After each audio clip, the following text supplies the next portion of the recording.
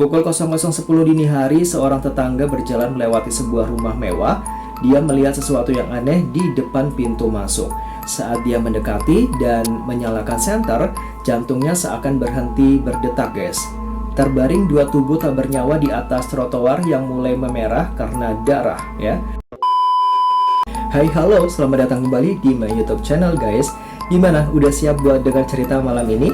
Oke guys, hari ini kita akan bahas ya kasus dari O.J. Simpson.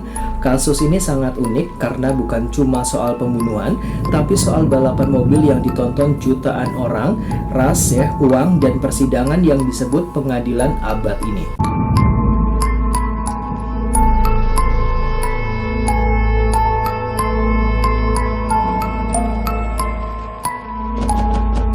Bayangkan seorang pria yang memiliki segalanya.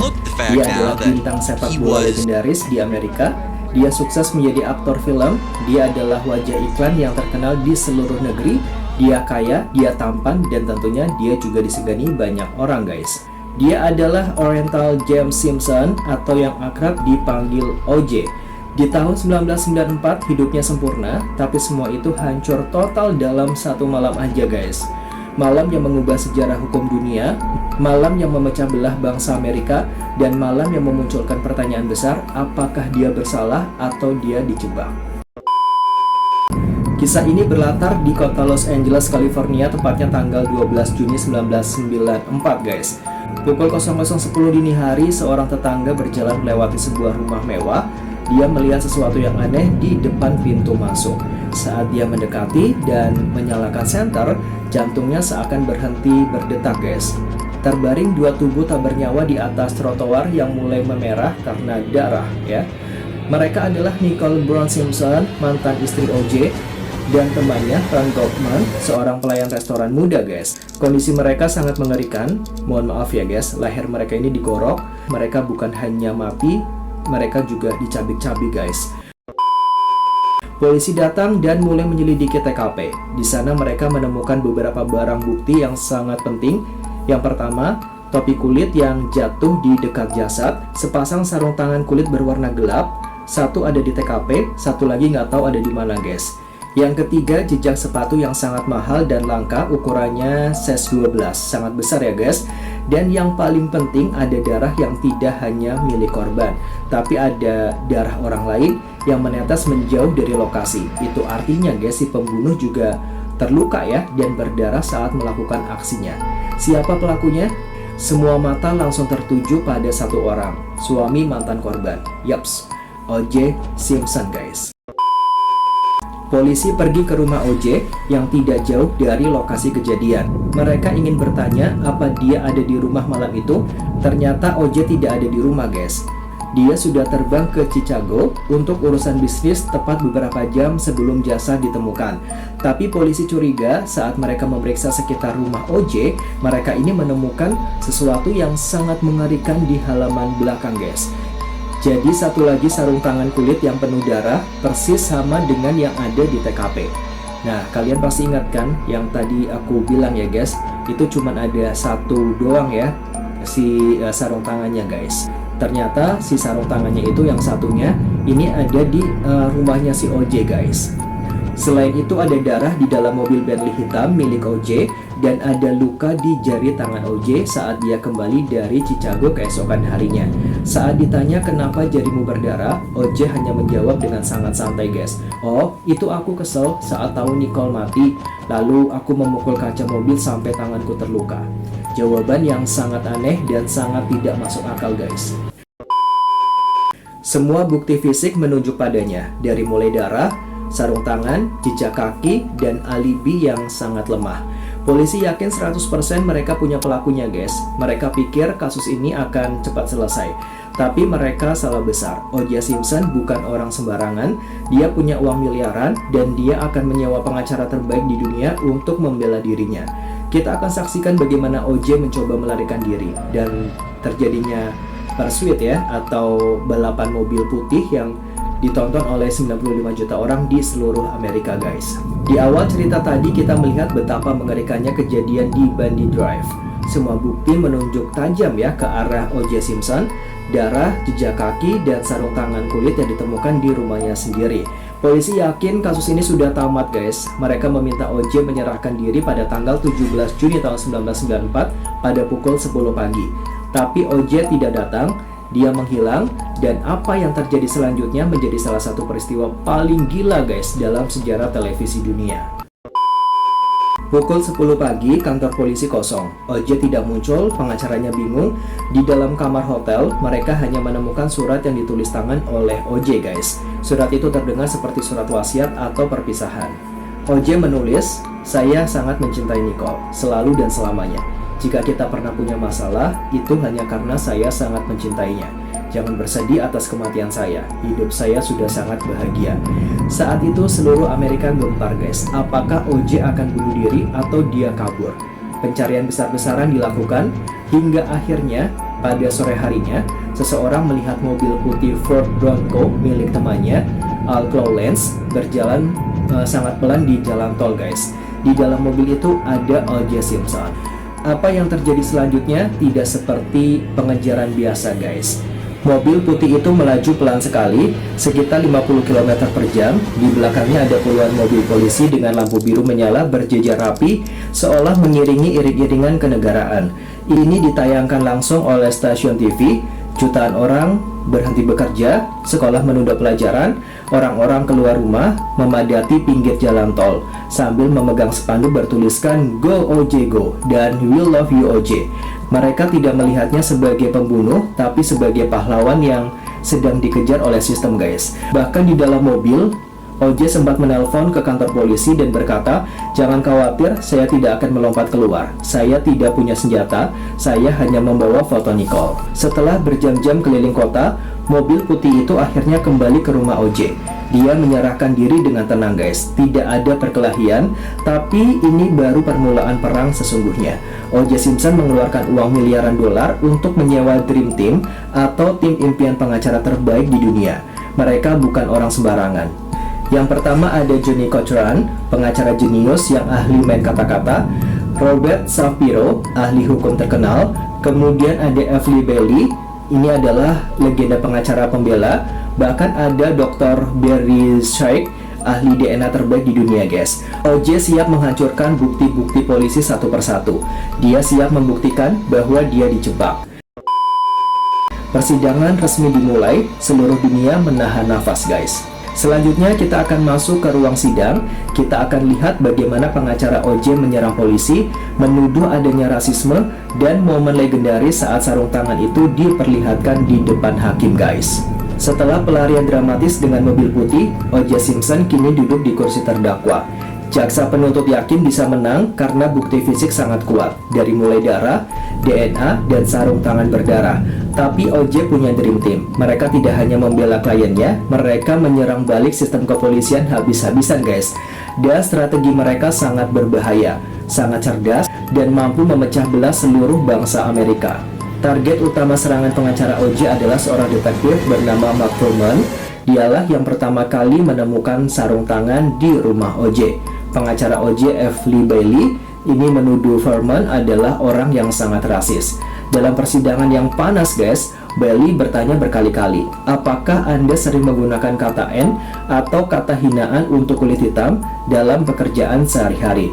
Awalnya Fuhrman menyangkal keras guys, tidak pernah katanya. Tapi ternyata ada seorang penulis yang merekam percakapan dengan Fuhrman selama bertahun-tahun. Dan di rekaman itulah guys, si Fuhrman mengucapkan kata hinaan itu ratusan kali. Dia juga mengaku sering menjebak tersangka ya, dan memalsukan bukti. Dampaknya sangat luar biasa. Kepercayaan juri terhadap polisi ini hancur total. Jika polisi pembohong dan rasis, maka semua bukti yang mereka bawa menjadi patut untuk dicurigai guys. Selain soal karakter polisi, ahli DNA dari tim OJ juga menemukan banyak kesalahan teknis. Mereka menunjukkan bahwa sampel darah korban dan tersangka ini disimpan dengan cara yang salah guys. Botolnya tidak ditutup rapat, darahnya tumpah, dan ditangani oleh orang yang tidak ahli. Bisa jadi darah itu tercampur, terkontaminasi, atau bahkan sengaja dipindah-pindah guys. Mereka melemahkan keyakinan juri, apakah bukti ini benar-benar murni dari TKP atau sudah diracuni oleh kesalahan manusia. Tapi semua itu belum seberapa ya dibandingkan dengan satu benda yang menjadi ikon kasus ini guys. Tanggal 15 Juni 1995, jaksa meminta OJ memakai sarung tangan kulit berdarah itu di depan semua orang untuk membuktikan itu miliknya guys. Semua orang menahan nafas. OJ mengambil sarung tangan itu. Dia mencoba memasukkan tangannya, tapi sulit sekali guys. Sarung tangan itu terlihat sangat kecil untuk tangan besar OJ. Dia bahkan masih memakai sarung tangan karet yang sangat tipis di dalamnya. Dia pura-pura kesusahan menarik-nariknya, tapi jelas itu sangat tidak muat guys ya. Sorakan penonton terdengar. Wajah jaksa ini sudah mulai pucat guys. Saat giliran pengacara Johnny Cochran berbicara, dia mengucapkan kalimat yang akan menjadi sejarah guys. Tengoklah, sarung tangan itu tidak muat, dan jika tidak cocok, kau harus membebaskannya. Momen itu menghancurkan kasus jaksa guys. Padahal belakangan diketahui sarung tangan itu mungkin menyusut ya karena darah dan cuaca dingin. Tapi di mata juri, buktinya itu rusak guys. Kini posisi berbalik total. OJ terlihat semakin tidak bersalah, sementara polisi terlihat seperti penjajah guys. Tapi pertanyaannya tetap ada, siapa sebenarnya yang membunuh Nicole dan Ron? Apakah mungkin ada orang ketiga? Kita akan masuk pembahasan teori konspirasi, kemungkinan adanya pembunuh bayaran, dan kesaksian-kesaksian aneh yang muncul di persidangan guys. Kita melihat bagaimana tim pembela OJ menghancurkan seluruh bukti polisi guys. Sarung tangan yang tidak muat, polisi terbukti berbohong dan rasis, dan kasus jaksa penuntut runtuh seketika.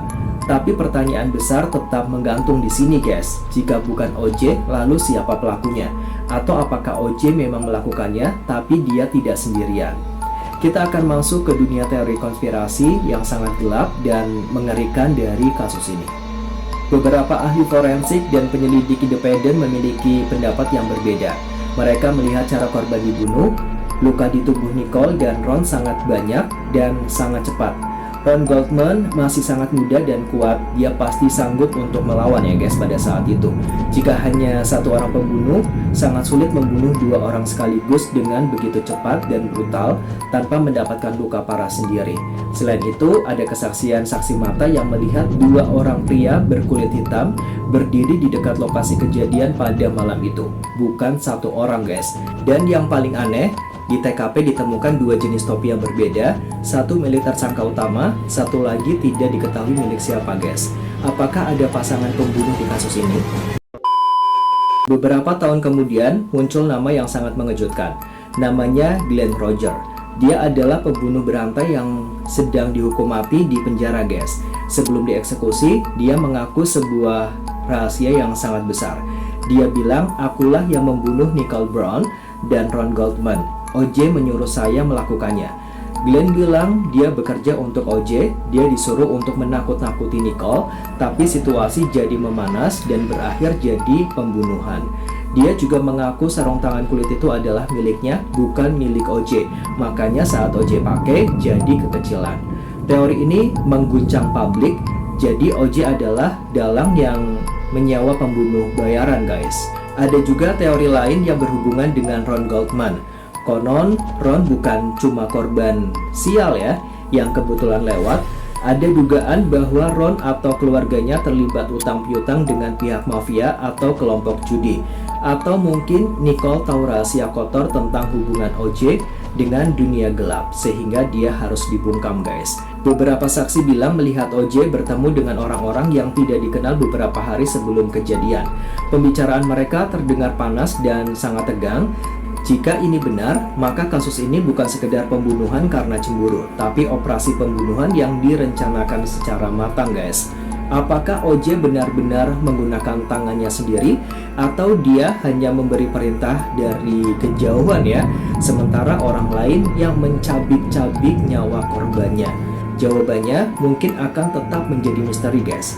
Tapi satu hal yang pasti, persidangan ini sudah memakan banyak korban dan mengubah segalanya guys. Segmen berikutnya kita akan menuju klimaks, putusan hakim yang ditunggu seluruh dunia. Detik-detik saat 150 juta orang berhenti bernafas mendengar vonis bersalah atau tidak bersalah. Selama lebih dari 9 bulan, Amerika Serikat dan seluruh dunia terhipnotis oleh persidangan ini, guys. Kita melihat bukti darah yang sangat kuat, kita melihat sarung tangan yang tidak muat, kita juga mendengar skandal rasisme polisi dan berbagai teori konspirasi. Kini saatnya tiba, guys. Para juri sudah memutuskan.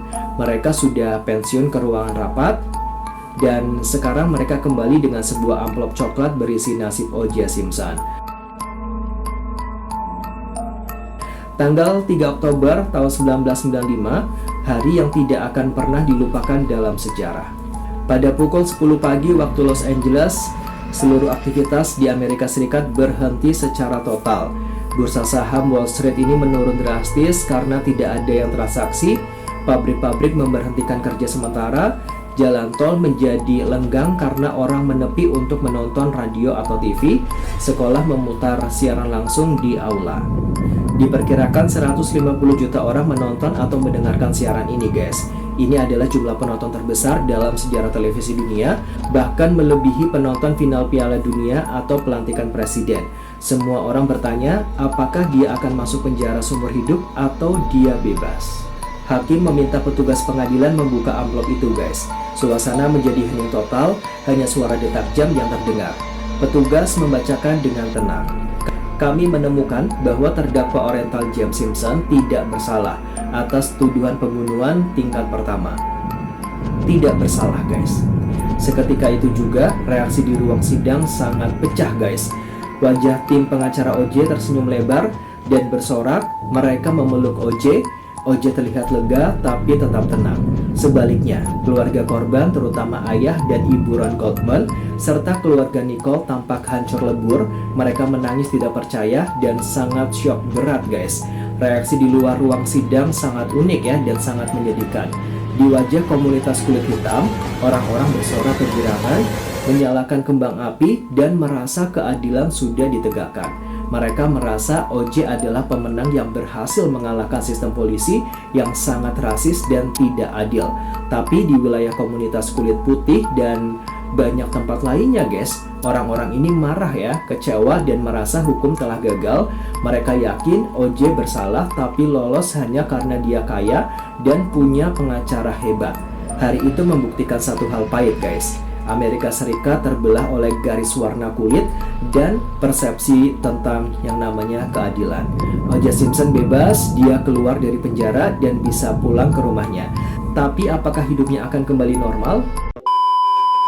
Meskipun bebas dari hukuman penjara, O.J. tidak benar-benar menang, guys. Namanya sudah hancur, dia menjadi orang yang dibenci banyak orang dan dikucilkan oleh masyarakat. Dan yang lebih mengejutkan, keluarga korban tidak menyerah. Mereka menggugat O.J. di pengadilan perdata. Di akhir cerita, kita akan membahas akhir hidup O.J. Simpson, bagaimana dia akhirnya masuk penjara juga karena kasus lain, dan misteri yang masih tersisa sampai dia meninggal dunia, guys. O.J. Simpson bebas, dia keluar dari penjara dan pulang ke rumahnya. Pengadilan pidana ini sudah membebaskannya. Tapi di mata banyak orang, dia tidak pernah benar-benar bebas, guys. Nama baiknya ini sudah benar-benar hancur ya. Dia bukan lagi pahlawan Amerika, dia adalah orang yang dicurigai sebagai pembunuh istrinya sendiri. Dan keluarga korban, mereka tidak mau dia begitu aja. Mereka punya cara lain untuk menuntut yang namanya keadilan. Nah, di hukum Amerika sendiri, guys, jika kamu kalah di pengadilan pidana, kamu masih bisa menuntut di pengadilan perdata ya. Bedanya di sini hukumnya bukan penjara, guys, tapi uang ya.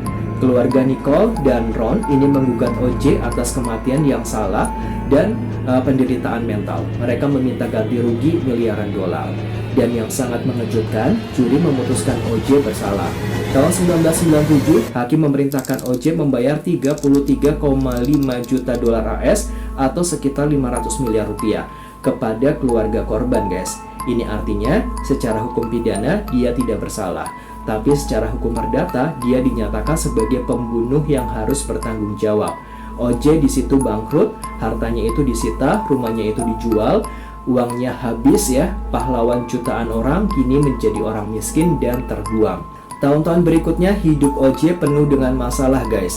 Dia sering muncul di berita ya, bukan karena prestasinya, tapi karena masalah hukum. Dia tertangkap karena memiliki senjata terlarang, dia juga terlibat perkelahian jalanan ya, dan yang paling memalukan lagi, dia tertangkap ya secara basah guys ya, melakukan perampokan bersenjata di sebuah kasino di Las Vegas.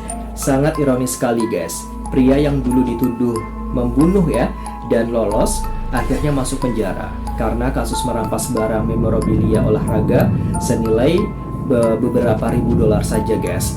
Pada tahun 2008 dia divonis 30 tahun penjara. Banyak yang bilang, lihat kan kalian, hukum itu ada, cuma datanya terlambat tapi pasti.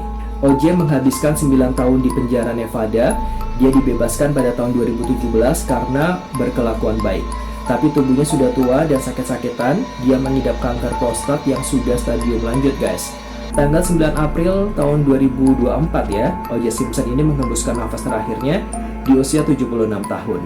Dengan kematiannya, pintu kebenaran tertutup rapat selamanya guys. Apakah dia benar-benar membunuh Nicole dan Ron? Apakah dia dijebak polisi rasis? Atau memang ada dalang lain nih guys ya? Jawabannya mungkin akan terkubur bersama tubuhnya ya, di dalam tanah selamanya guys. Kasus O.J. Simpson mengajarkan kita banyak hal guys, tentang ras ya, tentang uang, tentang kekuatan, dan tentang bagaimana keadilan bisa dilihat dari sudut pandang yang berbeda. Dia hidup sebagai legenda, hidup sebagai tersangka, dan mati sebagai misteri guys. Sekian dan terima kasih guys telah menyimak kasus dari O.J. Simpson, pengadilan abad ini. Jangan lupa untuk like, share, dan subscribe untuk kisah-kisah kriminal dan misteri dunia lainnya guys. Sampai jumpa di cerita berikutnya. Bye-bye.